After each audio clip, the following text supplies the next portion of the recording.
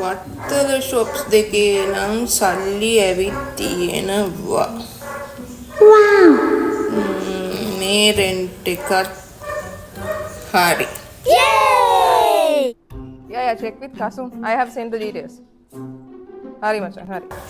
අලෝ චූටි පුත්තේ. Okay. Hari macam, hari. Okay. එන්නකෝ ආච්චි අම්මත් එක්ක කතා කරන්නවත් වෙලාවක් නැහැ. ආඩි වෙන්නකෝ. My pretty Archie, what's up? මොකද වෙන්නේ?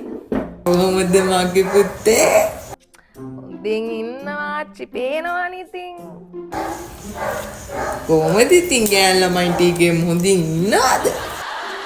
ගෑන් ළමයි ටිකත් ඉතින් හොඳින් ඉන්නවා, අවුලක් නැහැ. මොනාද ලියන්නේ, මොනාද සල්ලි ලියනවනේ. මම මේ සතියේ මට ලැබෙන්න තිබුණු පේමන්ට්ස් ටික ලැබුණාද කියලා මාක් කරනවා. ඕ කාට දෙන්නද ආච්චි දැන් ඔක්කොම එකතු කරලා? කවදා හරි ඉතින් මේව බඳිනකොට ඔයාලටනේ ආච්චි මේව වලට දාගන්න කියලා ඕන කසාද දාච්චි කවුද ආච්චි බඳින්නේ? අනේ දත්තාහනවා මොන කසාදද? living together හිටියානම් ඉවරයිනේ. අම්මට මොකක්ද ආච්චි කිව්ව living together? ආච්චි ඔයා ආච්චිලාගේ අප්ඩේටඩ් version එකක් නේ ආච්චි අම්මා. මට උඩු ආච්චි අම්මා living together ඉන්න කිව්වා කියලා කියන්නකෝ.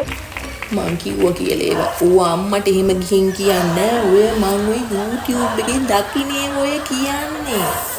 මේ ආච්චි අම්මා ඔයා ඔය උයන පියන වෙලාවට ඔය අම්මිත් එක්ක ඔය ඕපදූප කියනට ඔය වගේ දේවල් වලින් අම්මිය අප්පුඩ අප්ඩේට් කරන්න ආච්චි අම්මා. ඒව හොඳ වැඩ.